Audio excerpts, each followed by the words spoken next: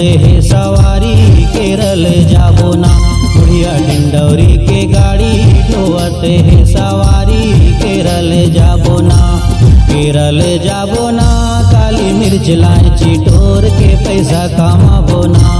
केरल जाबो ना काली मिर्च लाइची टोर के पैसा कमाबो ना। बुढ़िया डिंडौरी की गाड़ी ढोवते है सवारी केरल जाबो ना। बुढ़िया डिंडौरी की गाड़ी ढोवते है सवारी केरल जाबो ना। केरल जाबो ना काली मिर्च लाइची टोर के पैसा कमाबो ना। केरल जाबो ना काली मिर्च लाइची टोर के पैसा कमाबो ना।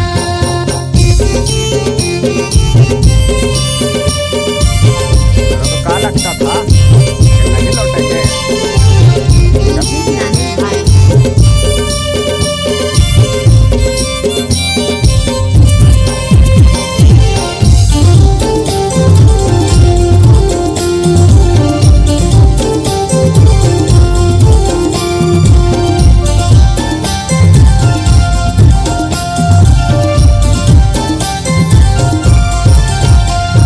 राजू भैया की गाड़ी निक्की ठाकुर है चलैया, निक्की ठाकुर है चलैया।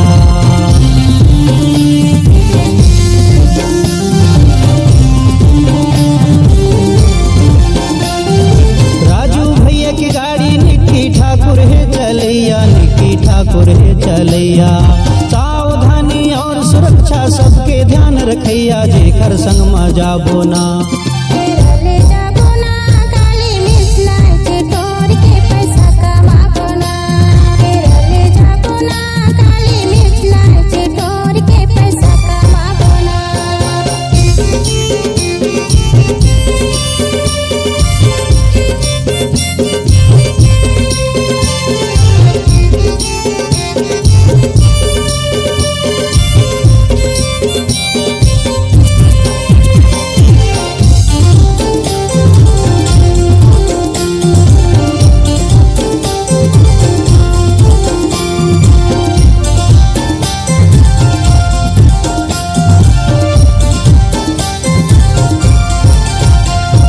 MP महाराष्ट्र कर्नाटक तेलंगाना गा कर्नाटक तेलंगाना।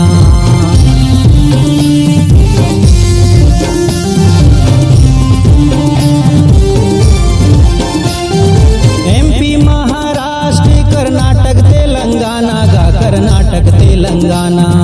डिंडौरी से केरल लगे रही थे आना जाना जेकर संग में जाबो ना। केरल जाबो ना काली मिर्च लाइची टोर के पैसा कमाबो ना। केरल जाबो ना काली मिर्च लाइची टोर के पैसा कमाबो ना।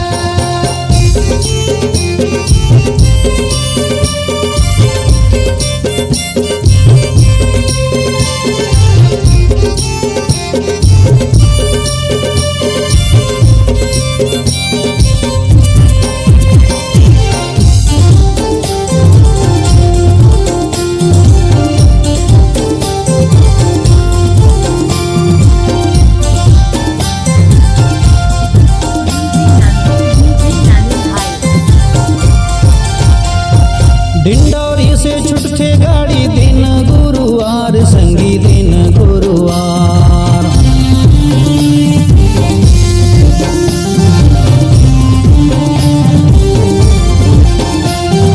डिंडौरी से छुटके गाड़ी दिन गुरुवार संगी दिन गुरुवार। केरल से ही वापसी दिन रविवार जेकर संग में जाबो ना। केरल जाबो ना काली मिर्च लाइची टोर के पैसा कमाबो ना। केरल जाबो ना काली मिर्च लाइची टोर के पैसा कमाबो ना। बुढ़िया डिंडौरी की गाड़ी ढोवते है सवारी केरल जाबो ना। बुढ़िया डिंडौरी की गाड़ी ढोवते है सवारी केरल जाबो ना। केरल जाबो ना काली मिर्च लाइची टोर के पैसा कमाबो ना। केरल जाबो ना काली मिर्च लाइची टोर के पैसा कमाबो ना।